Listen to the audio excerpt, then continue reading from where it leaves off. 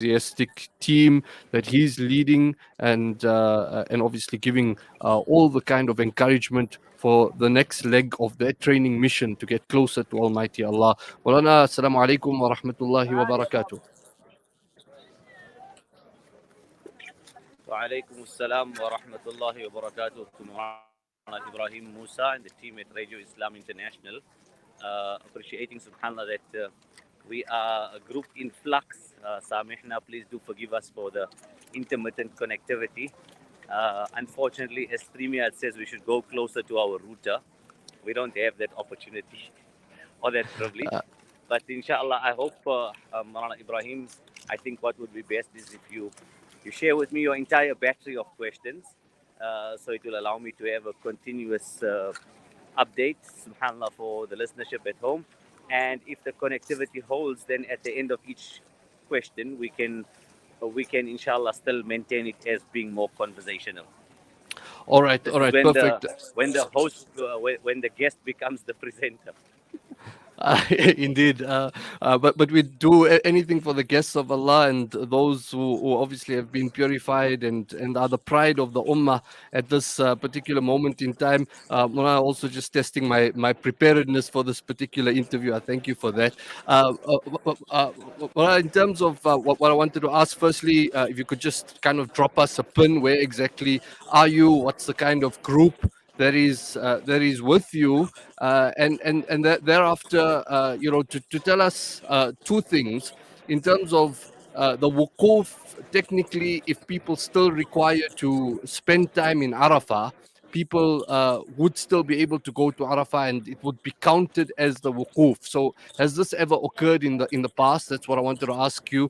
And then, in terms of the game plan for Muzdalifah, what exactly is it that you encourage your people to do? Would you tell them to spend this night in rest and just take it easy after a long night, or do you require specific kind of, if I'd like to say, spiritual deliverables from them?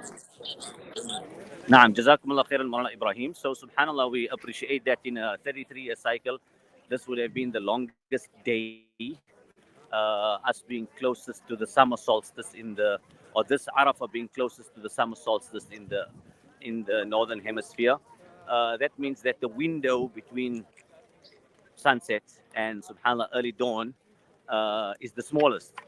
Now, with that being taken into account, it means that subhanallah Hujjaj who choose to walk in these years to Muzdalifah would inevitably get to Muzdalifah somewhere around midnight, and the fixation here is not on 12 a.m. in the morning, but subhanallah, just making us appreciate that when we speak about the observance of Salatul Maghrib and Salatul Isha, fiqhan, then we're giving preference to, the first, if not the second, third of the night. And if Hujjaj are not quick, doesn't mean they need to rush, but if they don't make a little bit of haste, moving at a good pace, subhanAllah, then they'll end up observing the Maghrib and Isha in the third of the night. That's the first. With regards to spiritual deliverables, I think we are guided by when Allah subhanahu wa ta'ala mentions in Quran, فَإِذَا أَفَضْتُم مِّنْ عَرَفَاتٍ فَاذْكُرُوا اللَّهَ عِنْدَ الْمَشْعَرِ الْحَرَامِ, and when Allah subhanahu wa ta'ala mentions ثم أفيدوا من حيث أفاض الناس واستغفروا الله إن الله غفور رحيم فاذكروا الله كذكركم آباءكم أو أشد ذكرا. So I intentionally left out a little portion there just to focus on this فاذكروا الله كذكركم آباءكم أو أشد ذكرا. So when Allah subhanahu wa ta'ala is referencing that you remember Allah subhanahu wa ta'ala as your forefathers did, or a more intense form of remembering Allah, and we read these two ayat together, we come to realize that the spiritual deliverables are not because the leader or the guide says so, but because Allah is saying, hey my servant, hey my bondsman, my bondswoman, I have forgiven you. فَغَفَرْتُ لَكَ. So I have forgiven you, and the best time, subhanAllah, to put something onto the figurative scoreboard would be at this point, that you now, subhanAllah, observe some ibadah, so that before anything else can be entered into your record of deeds, Allahu Akbar, there is some worship of Allah subhanahu wa ta'ala exclusive for Him, for His pleasure, whilst you are still in the state of ihram. For the benefit of our listeners and viewers back home, subhanAllah, we mentioned to you that you definitely were in our du'as throughout Arafah. The last few seconds that you saw of the video feed was not load shedding, but we did remember that in our du'as, subhanAllah, it was us going beneath a bridge, and that's why you didn't see the light, so it went dark for a while.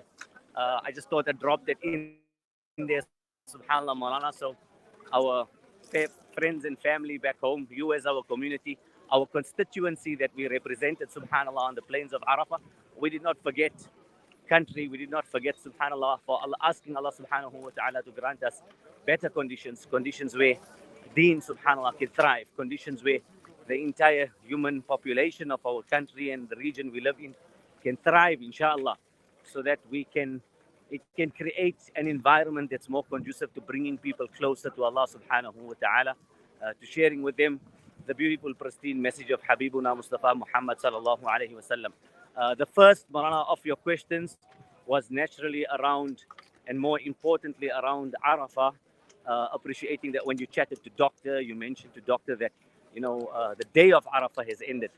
Yes, definitely, the day has ended by the setting of the sun, but the wukuf has not ended. So many of the Hujjaj who still happen to be on the plains of Arafah in the camp awaiting the buses, or as Dr. Razia subhanAllah mentioned, they're still nursing the wounds, mostly physical wounds. Some, subhanAllah, just the fatigue that they're nursing, to mention that they are still in wukuf. And I think this is an important message that we share with prospective Hujjaj, that your wukuf at Arafah doesn't end at the setting of the sun, but your wukuf at Arafah ends when you pass the boards that say Arafah ends here. Marana, your further request was for me to share with you a pin. If I share with you a pin location, we lose our StreamYard connectivity. Naturally, I think what we sometimes don't remember is that we are fully mobile.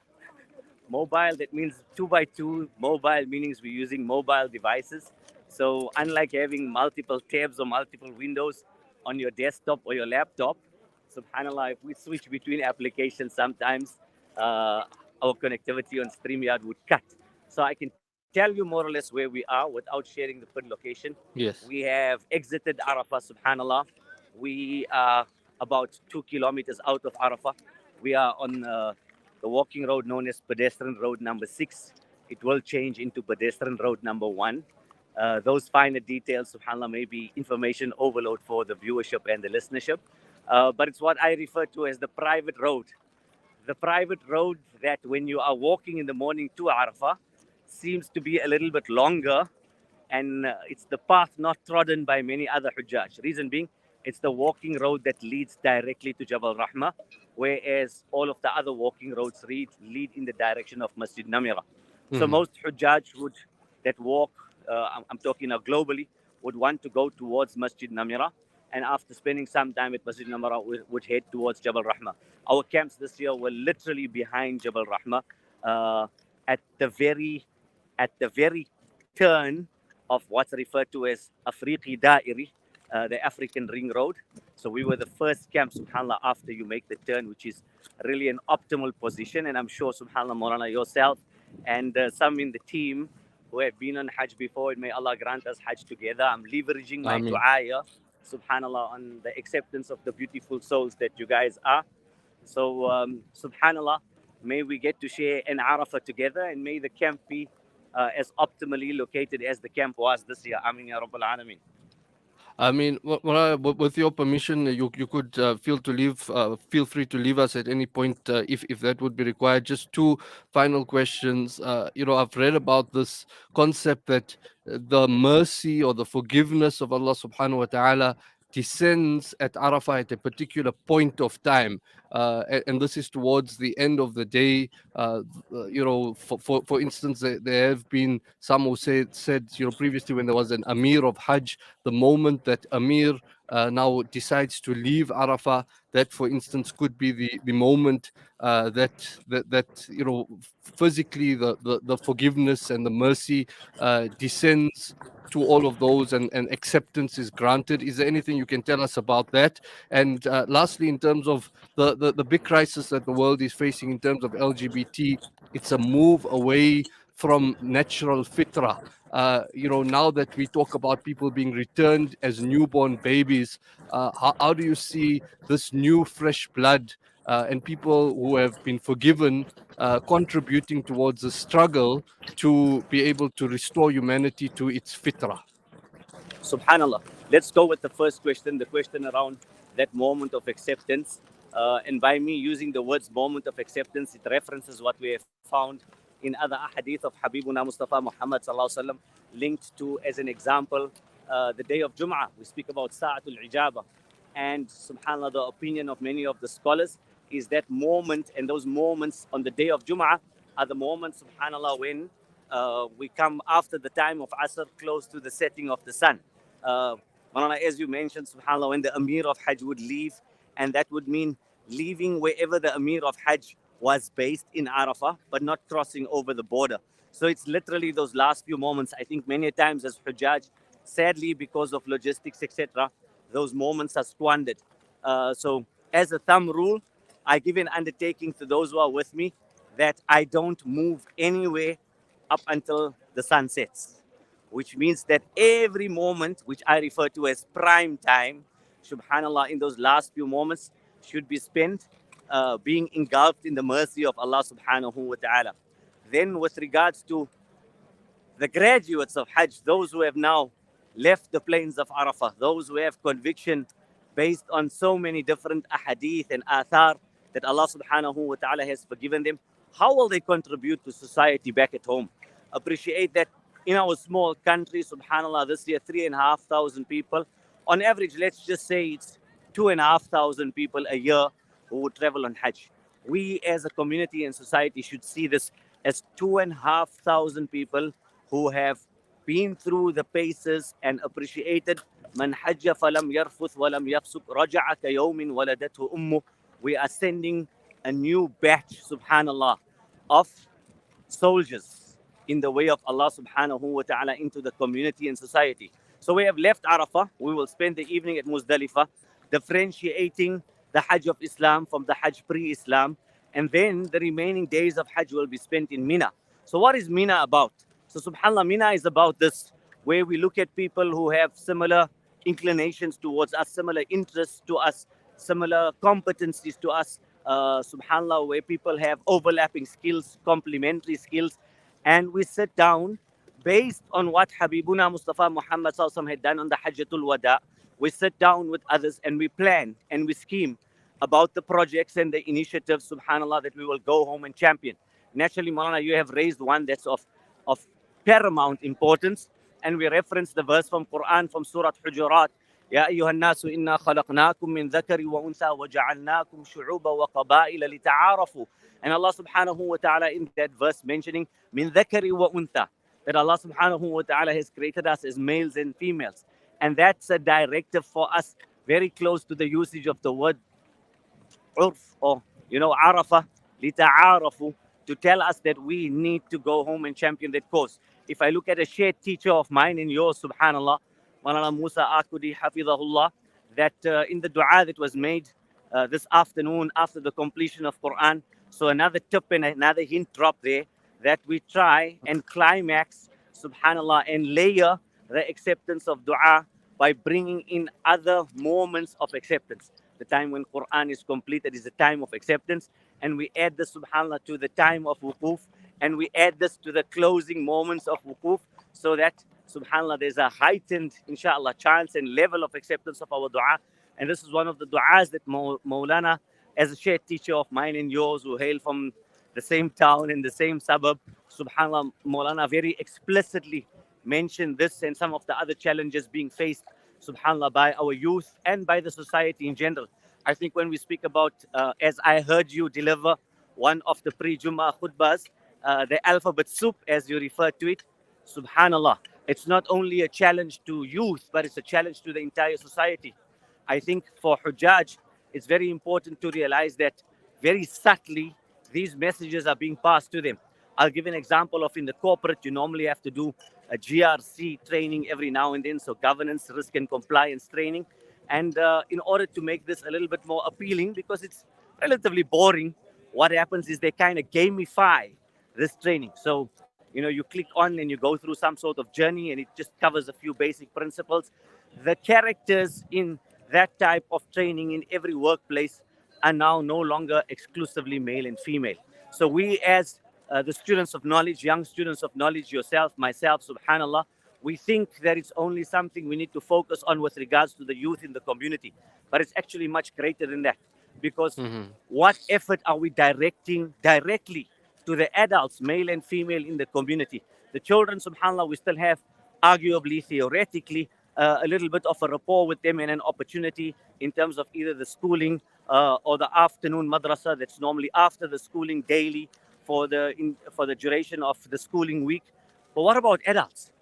How often, subhanallah, would a Jummah Khatib then choose to speak on these aspects, the alphabet soup once again, to an entire Jama'ah and congregation at Salatul Jum'ah? Is it just when, something breaks out in our community in terms of a particular individual, then there would be a little bit of noise created? Or is it that there are concerted programs that Yes. would mean that, subhanallah, certain ulama would then speak as a series on these type of issues, so that we do a refresher in terms of our aqidah, our creed of belief, our understanding. And when I say aqidah here, maybe I want to use it a little bit loosely. So we're speaking about our worldview, subhanallah, as those who are returning from Hajj. And Indeed. Jazakumullah khairan for that very brilliant reminder, Marana. And if Allah subhanahu wa ta'ala presents me with the opportunity of addressing the Hujjaj in Mina, in terms of giving them their brief to put together the initiatives and the projects that they will work on as pairs, as groups of three, as broader groups, then these are the things that inshallah we will definitely remind them of, and remind them to factor into whatever it is that they plan and they commit, not only to their guide, subhanallah, to their Hajj coach, but also that they commit to with Allah subhanahu wa ta'ala, Indeed. that they make a pact here on Mina, that subhanallah they will go and they will champion uh, the real narrative, the Indeed. narrative of, subhanallah, the very first from Adam alayhi salam. Well, Marana, I thank you so much. It's incredible that we're having these discussions, detailed discussions on a walk from Arafah to Muzdalifah, fatigued as it is after a long day. But Allah subhanahu wa ta'ala reward you for that and the level of cohesiveness in the discussions. Before I let you go, we're going to our Hajj desk, but I just want to share this with you as a message coming in. Please tell Marana Layli that both my daughters are with his groups. My salams to Fatima and Anisa Hafaji. I pray that they have a Hajj Mabrur with ease and afia. Jazakallah khairan for your time, Marana, and the lovely chat. Barakallahu feek, and assalamu alaikum wa rahmatullahi wa barakatuh. Wa alaykum assalam wa rahmatullahi wa barakatuh. And just after 8:30 now in the Holy Lands, let's go to our Hajj desk.